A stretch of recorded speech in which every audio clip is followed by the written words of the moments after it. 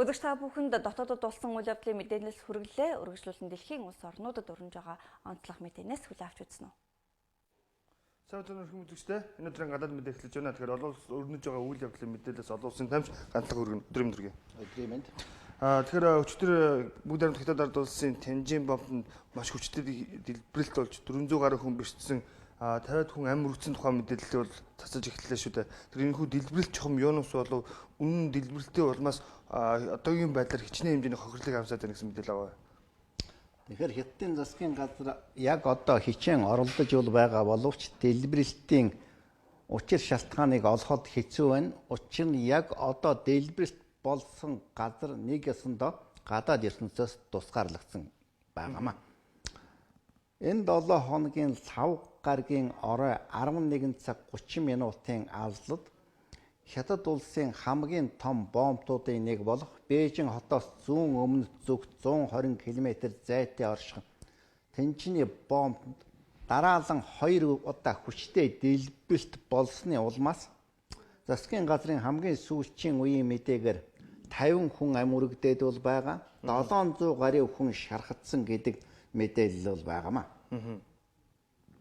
Ерөнхийдөө энэ хүү дэлбэрэлтийн хүч нь бол асар их бол байсан.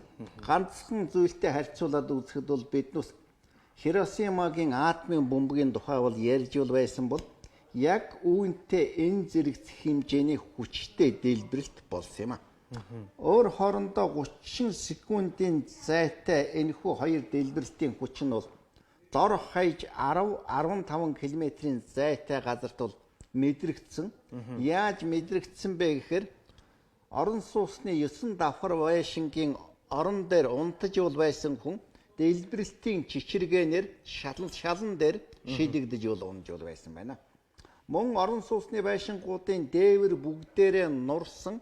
Мөн түлжлэн хаалга сонгонууд нь булт үсэрч Тянжин хот бол үндсэндээ 15 сая хүн амтай томоохон орчин үеийн хот гэдгийг бид мэднэ.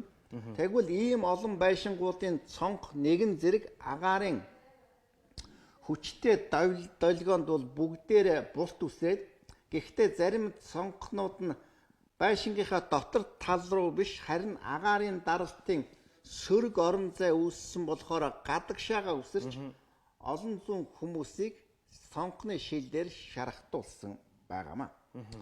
Одоогийн байдлаар Синхуа агентлагийн мэдээснээр бол яг дэлбэрэлтийн дараа 50 орчим хүнийг бол эмнэлэгтүүл авчирсан гэж бол хэлж байна. Зарим хүмүүс сонирхогчийн камераар яг дэлбэрэлт бол болох үеийн дур зургийг бол авчсан бол энэ харагдаж байгаамаа.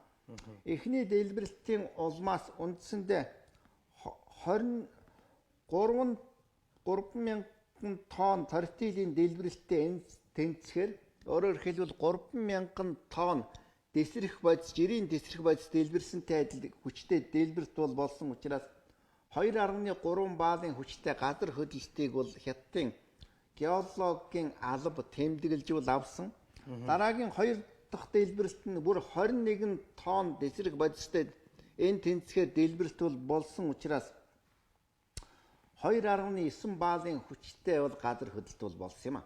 Хиросимагийн бомбонд бол арай хүрэхгүй хэмжээний ихний дэлбэрэлт болсон бол 2 дахь дэлбэрэлт нь яахарахгүй атомын бомбны дэлбэрэлтийн хүчтэй тэнцэхээр бол том дэлбэрэлт болсон байна. Анхандаа амь өргөцсөн хүмүүсийн тоог эхлээд 12, дараа нь 42 хүн амь өргөцсөн гэж байсан. Одоо бол гарцаа байхгүй 50 орчим хүн амь өргөцсөн болох нь тодорхой боллоо. Үүнийг яаж мэдсэн бэ гэхээр Тянжин хотын тэрхүү Бянхай гэдэг манайхаар бол шингэлэг хадгалах газарт дэлбэрэлт болсон. Дэлбэрэлтийн дараа гарсан галыг унтраах гэж бол явсан гал сөнөөгчнөр барагцаал бол 36 хүн сургаггүй алга болсон юм а. Энэ хүмүүстэй ямар ч холбоо тогтоох аргагүй учир нь тэнд химийн бодис дэлбэрсэн болохоор уг галыг жирийн усаар унтраах ямар ч аргагүй. Хэрвээ ус шүрших юм бол ус нь химийн бодистой уралд ороод агшин зуур агаар асар их хэмжээний хортой ялгархаар бол байгаамаа. Тийм ч учраас тийшээ хамгийн түрүүнд бол орсон 36 гал сөнөөгч бүгдээрээ ам өргөдсөн байх гэж бол үзэж байгаа. Ингээд ам өргөдсөн хүмүүсийн тоо тэр дороо эрс өссөн юм а. Одоогийн байдлаар Хятадын Тэнжин хотын эмнэлгүүдэд төрөл төрөстэй хайж бол гүйж яваа. Маш их олон хүмүүс бол байна. Эрх баригчид нэгэн ч тэрхүү химийн дэлбэрэлт бол болсон болохоор уг галыг бол усаар унтраах аргагүй.